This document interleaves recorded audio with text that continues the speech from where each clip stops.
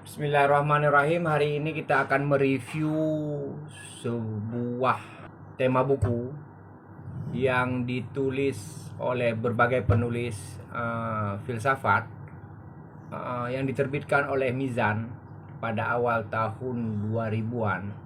Jadi pada masa itu Mizan menerbitkan sebuah seri, yaitu seri filsafat Islam, di mana di situ ada beberapa banyak buku yang diterbitkan, dan corak daripada covernya itu, temanya itu relatif identik, cover yang seperti ini. Anda mungkin ingat, saya dulu awal 2000-an, yaitu sekitar 2004 gitu ya, ke perpustakaan Masjid Raya Baitur Rahman ini banyak menemukan buku ini, dan saya pinjam secara berulang-ulang. Sebagian besar sudah saya baca, bahkan nyari semuanya kayaknya sudah saya baca. Saya pinjam berulang-ulang, bolak-balik. Saya pernah punya beberapa buku ini.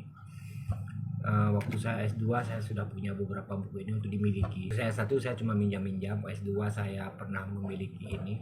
Tapi akhir S2 saya terpaksa menjual buku-buku yang saya miliki ini karena untuk menyelesaikan kuliah masalah ekonomi ya. Dan alhamdulillah sekarang saya bisa membeli lagi buku-buku yang pernah saya jual, dan buku-buku yang dulu waktu S1 cuma bisa dipinjam, bisa dimiliki gitu. Buku pertama yang kita review adalah buku tentang revolusi integralisme.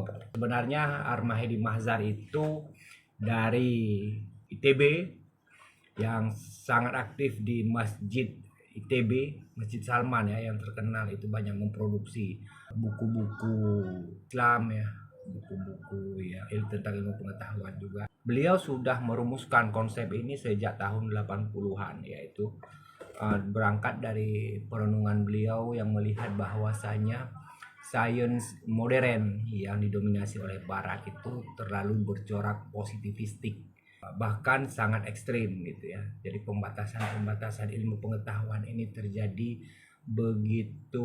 begitu ketat ya, bahkan mengarah kepada sistem hegemonik gitu ya, sehingga ini sulit dipertemukan dengan paradigma keislaman. Padahal Islam dalam saintis muslim dulu, mereka sudah merumuskan ilmu pengetahuan yang maju dan sangat berkembang.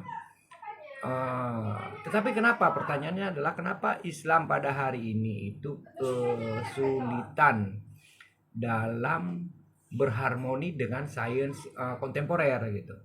Padahal Islam punya jejak sejarah harmonisme, bahkan mengembangkan ilmu pengetahuan dengan sangat luar biasa. Nah, karena memang kalau direnungkan secara mendalam, paradigma sains positivistik yang dirumuskan pada sejak abad ke-18, 19 oleh para pemikir seperti David Hume, Auguste Comte, dan beberapa pemikir lainnya, melahirkan sebuah pola sains yang kurang dapat berharmoni dengan Islam. Nah, disinilah para pemikir Muslim banyak yang mencoba untuk menyelesaikan problem ini. Misalnya Muhammad Iqbal, Muhammad Iqbal dulu pernah mencoba bagaimana sains itu dipertemukan kembali dengan Islam. Juga Ar-Mahdi Mahzar mencoba merumuskan sebuah paradigma sains yang dianya itu harmoni atau integral dengan ajaran Islam. Karena bila ini terus menerus berlangsung ya, ini bentrok antara paradigma Islam dengan paradigma sains modern, ini akan menyebabkan kaum muslim itu tertinggal atau stagnan dalam usaha mengembangkan ilmu pengetahuan, atau mereka harus memilih antara mengembangkan sains atau meninggalkan banyak hal dalam agama, atau berfokus pada agama secara menyeluruh tetapi harus mengabaikan banyak dimensi daripada saintifik. Ini tentu merugikan umat Islam, karena umat Islam juga harus terlibat aktif, bahkan kalau bisa mendominasi daripada pengembangan sains itu sendiri.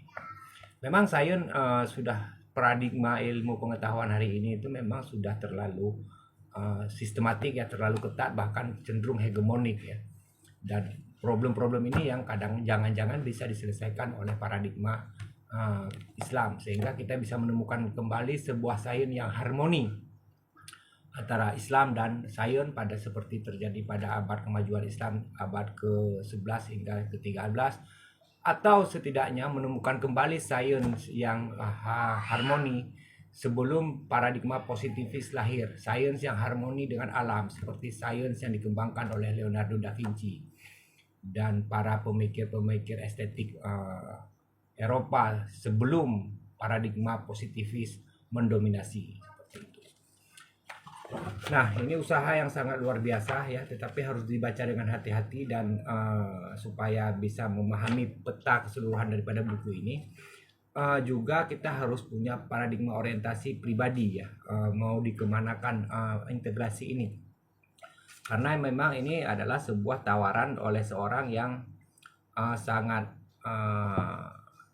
aktif dalam sains dan juga memahami berbagai aspek keagamaan, tapi kita harus membaca ini dalam orientasi kita, misalnya ketika ingin merumuskan paradigma integrasi ilmu untuk perguruan tinggi, atau untuk menemukan sebuah peta format dalam pikiran, bagaimana melakukan harmonisasi keilmuan, atau bagaimana kita supaya mencintai sains sementara kita tetap menjadi muslim yang baik, seperti itu. Ini buku daripada Al-Mahdi Mahzar, Revolusi Integralisme Islam. Selanjutnya adalah buku Filsafat Etika Islam antara Al-Ghazali dan Kant. Filsafat Etika Islam. Ini adalah disertasi daripada Profesor M. Amin Abdullah, mantan Rektor UIN Sunan Kalijaga, Yogyakarta. Beliau adalah orang terdepan dalam merumuskan integrasi interkoneksi ilmu di UIN Jogja, dengan latar belakang filsafat yang mumpuni, dan disertasi beliau itu adalah tentang ini, yaitu perbandingan pemikiran etika antara Al-Ghazali dan Kant.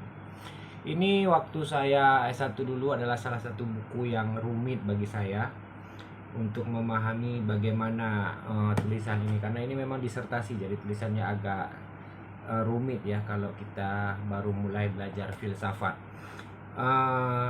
Singkatnya, buku ini mengulas tentang pemikiran Al-Ghazali dan Immanuel Kant tentang etika. Jadi bagaimana etika yang dibangun berdasarkan prinsip doktrin agama oleh Al-Ghazali dan etika yang dibangun dengan prinsip rasionalitas oleh Immanuel Kant itu dikomparasikan. Ini sebenarnya buku yang sangat menarik ya. Saya heran juga kenapa Mizan belum menyetak kembali ya. Ini buku ini diberi kata pengantar langsung oleh Pak Haidar Bagir. Selanjutnya adalah buku Epistemologi Iluminasionis dalam Filsafat Islam, Menghadirkan Cahaya Tuhan. Ini adalah buku salah satu yang terbaik daripada seri Filsafat Islam Mizan.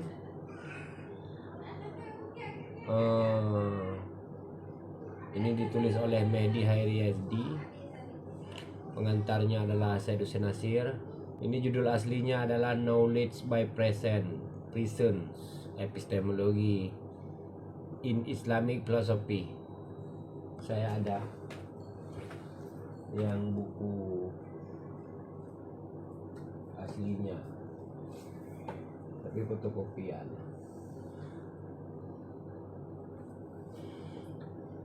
Oke, apakah ini memang aslinya pakai bahasa Inggris?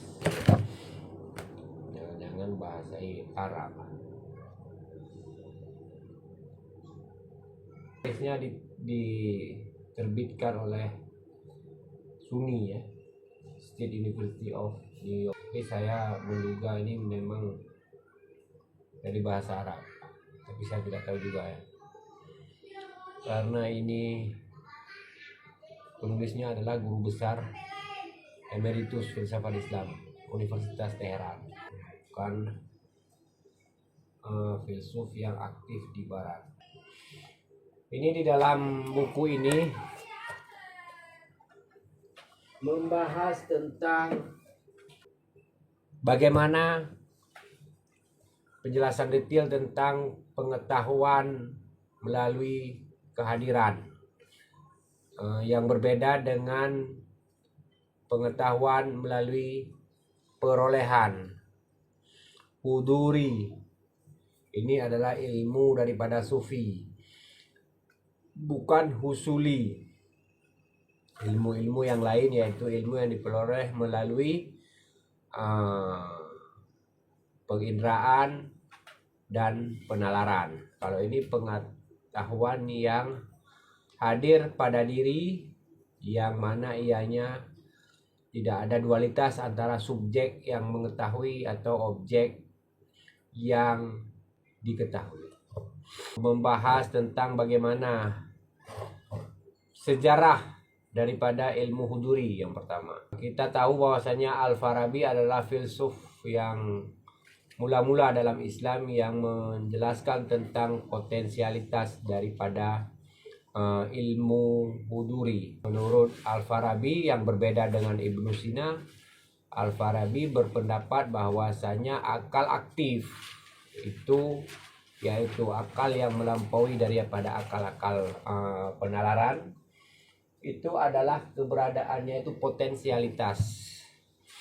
Dia mungkin menjadi ada ketika ada perangkat persiapan. Tetapi kalau Ibnu Sina berbeda dengan Al-Farabi mengatakan bahwasanya akal aktif itu memang sudah ada ketika pengetahuan huduri itu hadir, maka kehadirannya itu adalah berdasarkan keberadaan kesediaan daripada akal aktif. Kalau menurut Al-Farabi, keberadaan daripada akal aktif hanya bersifat potensialitas. Yang ini banyak pemikir-pemikir lain yang membahas tentang hal ini. Seperti di sini membahas tentang Al-Ghazali, Ibnu Rushd, tasawuf filosofis, kemudian membahas objek imanen dan objek transitif. Ini buku yang sangat mendalam dan detail untuk menjelaskan seperti apa ilmu huduri itu. Karena ini ilmu huduri ini adalah bagian daripada metodologi dalam epistemologi Islam ya. Bagian metodologi yaitu dia adalah pengetahuan berdasarkan irfani. Jadi ketika kita mengatakan pengetahuan irfani dalam metodologi atau epistemologi Islam, tapi kita pengen penjelasan yang detail, maka buku inilah solusi yang sangat mumpuni. Buku ini hadir terlalu cepat pada masanya ya, awal tahun 2000-an, padahal sampai hari ini orang-orang di Indonesia bahkan termasuk pengkaji filsafat sendiri masih belum mendalami daripada ilmu huduri atau knowledge by present. Present ini terbit 2003. Dalam filsafat Islam itu pemikir yang sangat membangun pengetahuan huduri yaitu Syahabuddin Surawardi dengan kritiknya terhadap sistem pengetahuan yang dibangun oleh peripatetik. Ini buku sangat luar biasa, namun saya akui ini berat, apalagi seri filsafat Islam Mizan yang sangat langka sudah. Ada uang, nggak tahu mau beli di mana. Tapi kalau HP begitu ada uang langsung tahu belinya di mana. Luar biasa. Kemudian ada buku Estetika Islam yang ditulis oleh Oliver Leman. Ini adalah guru besar filsafat di Inggris. Beliau juga adalah editor seri filsafat Islam yang besar, ada dua dia, yang tematik apa tokoh ya, yang besar itu 2 biji. Saya dua-duanya udah baca semua sebenarnya. Ya, editornya adalah Syed Hussein Nasir dan Oliver Leman, yang besar 2 buku. Juga bagian daripada seri filsafat Islam. Itu induknya ya.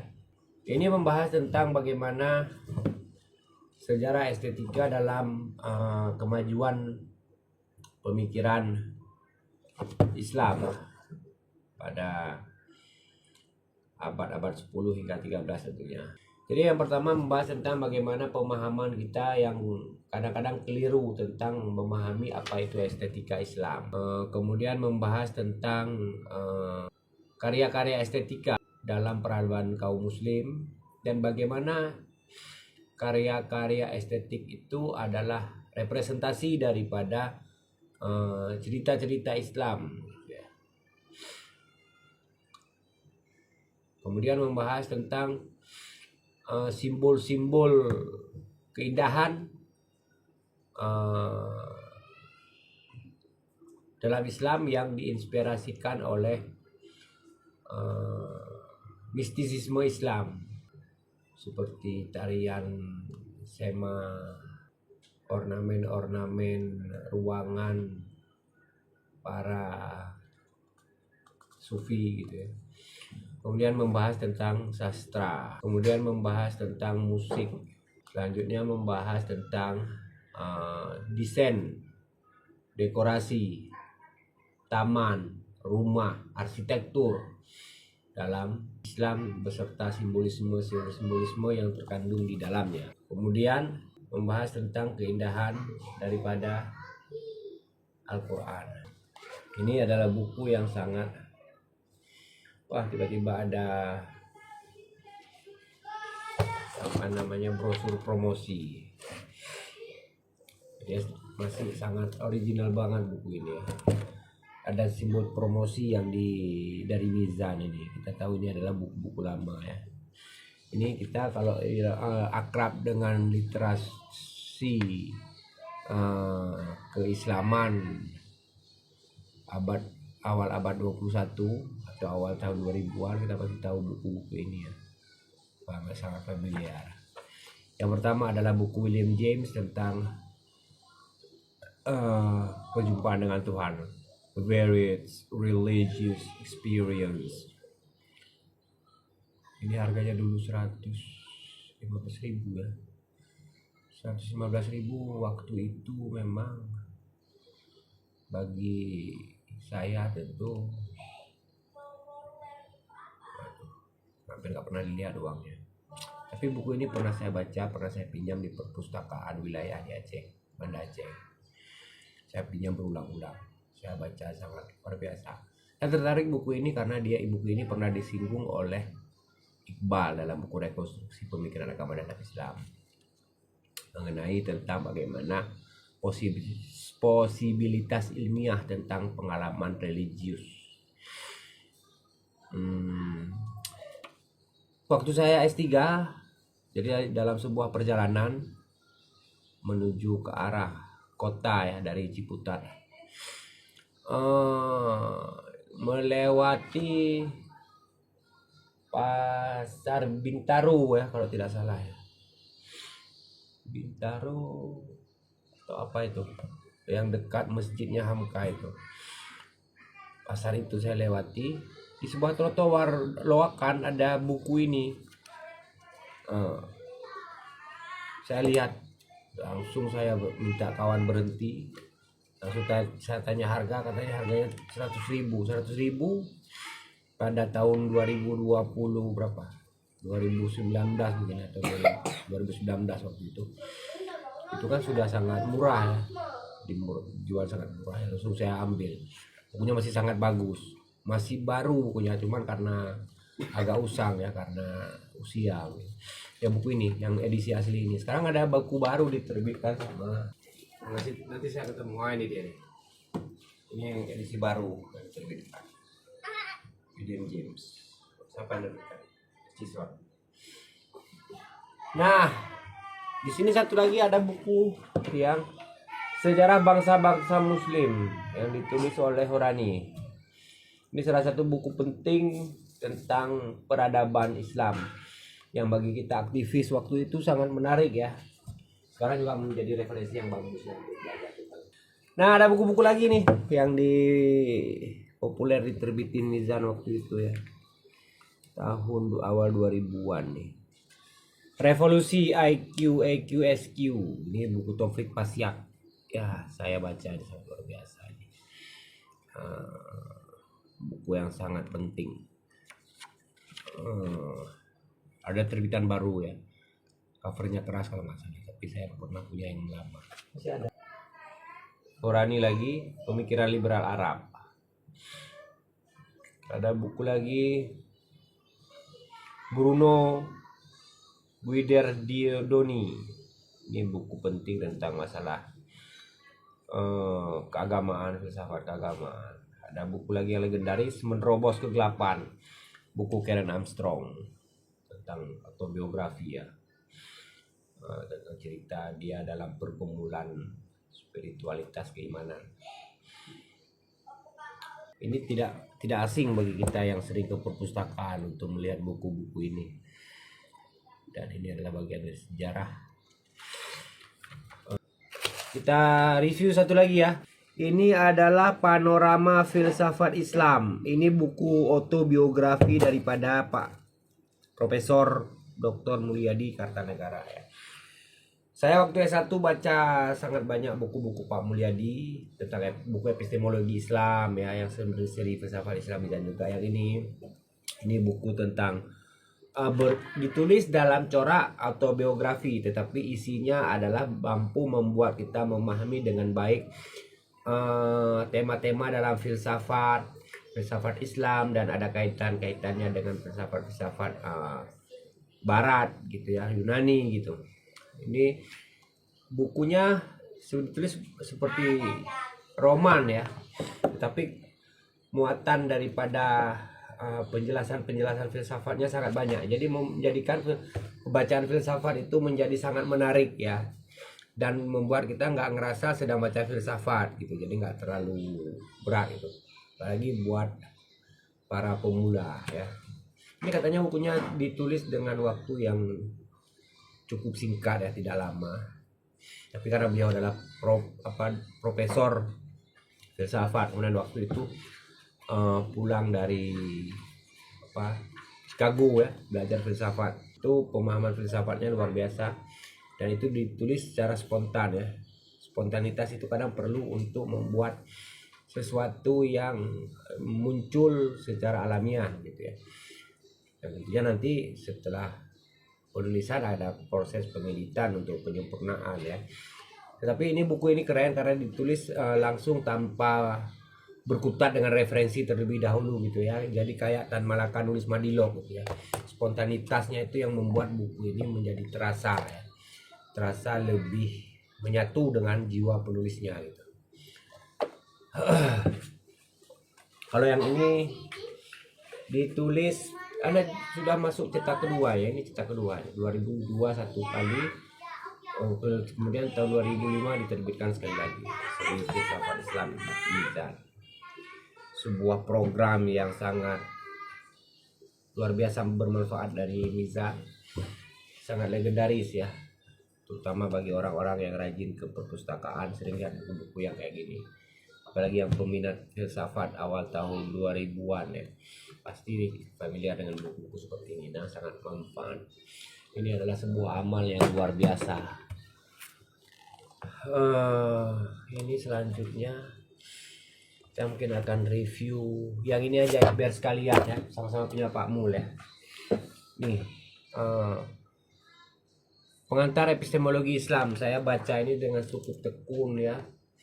Dan setelah saya baca ini, waktu itu saya di Banda Aceh agak susah menemukan buku seperti ini untuk dibeli ya.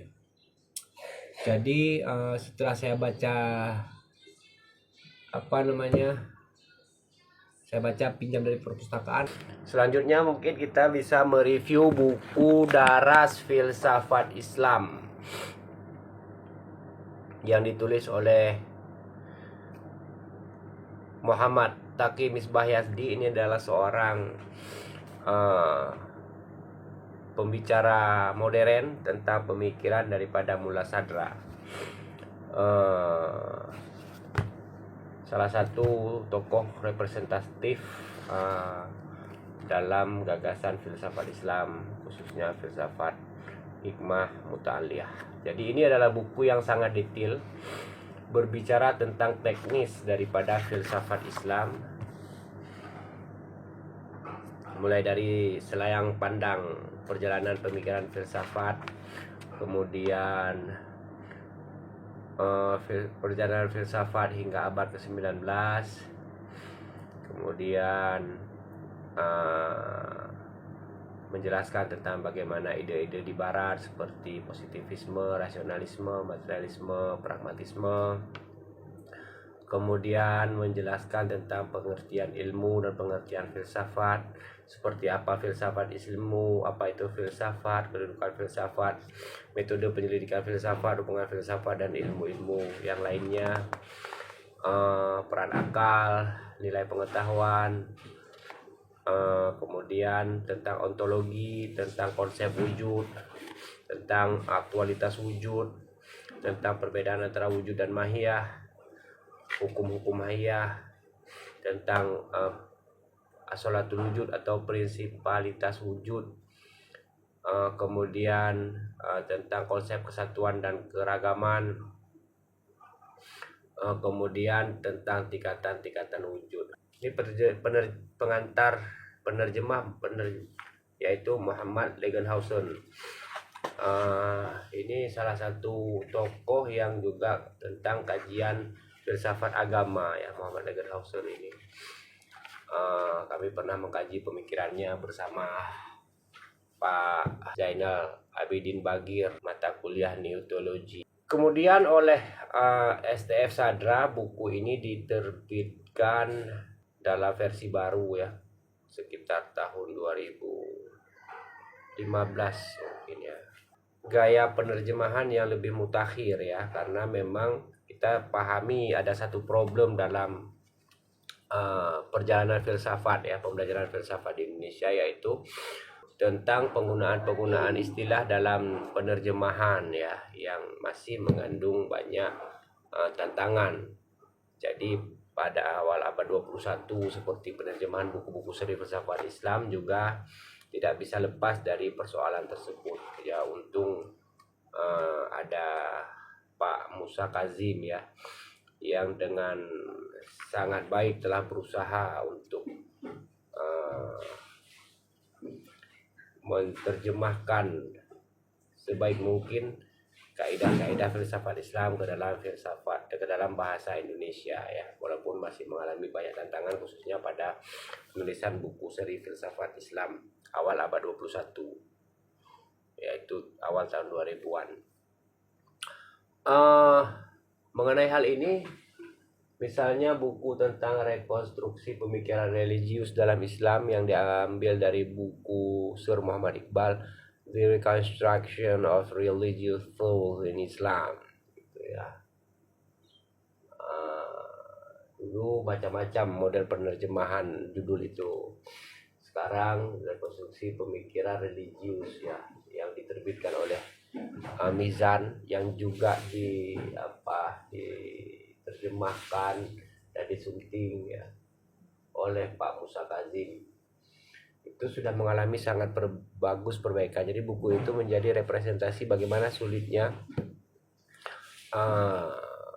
penerjemahan filsafat Islam khususnya ke dalam bahasa Indonesia, yang terus-menerus harus mengalami proses ya, hingga dari awal banyak dulu terjemahan buku-buku itu dari berbagai penerbit hingga diterbitkan oleh Mizan dalam versi yang terbaru. Itu sudah mulai enak dibaca, dan ternyata buku itu tidak sulit ya.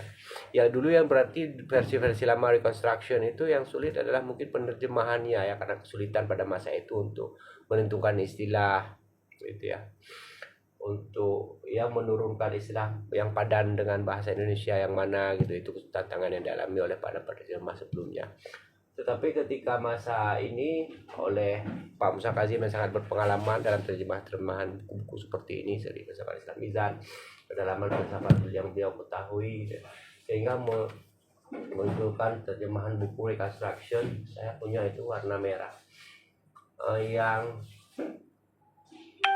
mana jarang nampak tapi Pak Idam ya, yang sudah lumayan bagus ya, dan sudah sangat enak dipahami gitu.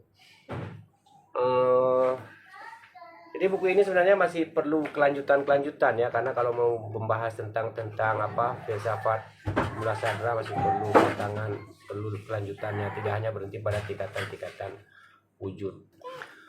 Satu lagi juga buku pengantar ya, yaitu ini ditulis oleh Majid Fakri, Profesor Filsafat Islam di George Washington University. Nah, kalau ini pendekatannya adalah pendekatan kronologis ya, mulai dari lebih awal sampai secara runut sampai lebih mutakhir. Jadi ini membahas tentang filsafat Islam pada masa awalnya, terlebih dahulu menggambarkan kondisi politik pada abad ke-7, kemudian munculnya aliran-aliran filosofis dalam Islam seperti aliran kalam, kemudian pembahasan tentang filsuf awal seperti Al-Kindi, kemudian selanjutnya abad 10. Nah, ini abad 9 ada Al-Kindi, Abu Bakar Al-Razi, kemudian abad 10 ada Al-Farabi, kemudian Ibnu Sina, Ikhwan Sufa, kemudian selanjutnya tentang lebih kemudian adalah tentang filsafat di Andalusia, yaitu Ibnu Bajjah, Ibnu Tufel, Ibnu Rushd. Kemudian selanjutnya tentang pemikiran Fakhruddin Al-Razi, kemudian selanjutnya adalah pemikiran tentang Suhrawardi dan Mulla Sadra, dan bagaimana kajian-kajian Islam pada masa kontemporer. Jadi ini dibahas secara kronologis. Ini juga pengantar filsafat Islam yang penting untuk dipelajari. Hingga kemudian perkembangan antirasional dan keruntuhan antirasional. Kemudian iluminasi atau filsafat Isyraqiyah, Suhrawardi, dan kemudian tren modern filsafat kontemporer. Ini kronologik ya, walaupun bukunya tidak tebal tapi penyampaiannya kronologis, 178 halaman. Tapi sepertinya ini adalah buku yang sangat berisi, karena saya tidak ingat memorinya apa membaca buku ini, tapi setahu saya kalau bisa dikatakan semua ya, kalau ada tinggal satu gitu, buku-buku seri filsafat Islam ini. Tapi buku ini saya kurang ingat ya dibandingkan buku-buku yang lain. Tapi misalnya mengenal Ibnu Bajjah atau Ibnu Tufail, Ibnu Rushd, itu dulu saya ya melalui buku-buku yang seperti ini. Waktu S1 itu mengenal filsafat dan para filosof ya, setidaknya ya pemikiran pokok mereka, kemudian ajaran dasar gitu ya, biografinya. Yang ini juga buku pengantar filsafat Islam. Ini pendekatannya adalah pendekatan tematis, ditulis oleh Oliver Leman, editor buku filsafat Islam yang besar 2 jilid bersama Said Hussein Nasir. Kalau ini membahas secara tematik ya, ada pembahasan tentang misalnya tema-tema dalam filsafat Islam. Misalnya ada tentang masalah ontologi, etika, politik, mistisisme, tentang pengetahuan, tentang bahasa dan sebagainya. Jadi ini pendekatannya tematik ya. Ini sangat bagus dan penting juga untuk pengenalan yang baik terhadap filsafat Islam. Saya punya satu lagi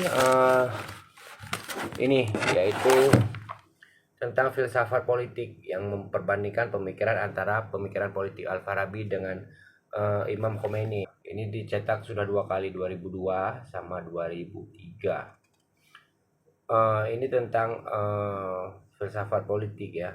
Ini bukunya lumayan penting untuk kajian-kajian politik, terutama bagaimana pemikiran politik dalam Islam, khususnya pemikiran daripada Al-Farabi yang merupakan filosof Muslim generasi awal, sama Al-Khomeini yang merupakan pemimpin gerakan revolusi di Iran. Saya juga punya satu lagi, judulnya Filsafat Hikmah. Nah, ini Filsafat Hikmah ini ditulis oleh Murtada Mutahari. Ini pengantar pemikiran Mulla Sadra ya. Cukup mendetail untuk awal mempelajari pemikiran Mulla Sadra. Tetapi untuk memahaminya secara lebih sistematis ya diperlukan kajian-kajian dalam referensi-referensi lain untuk memahami pemikiran daripada Mula Sadra ya.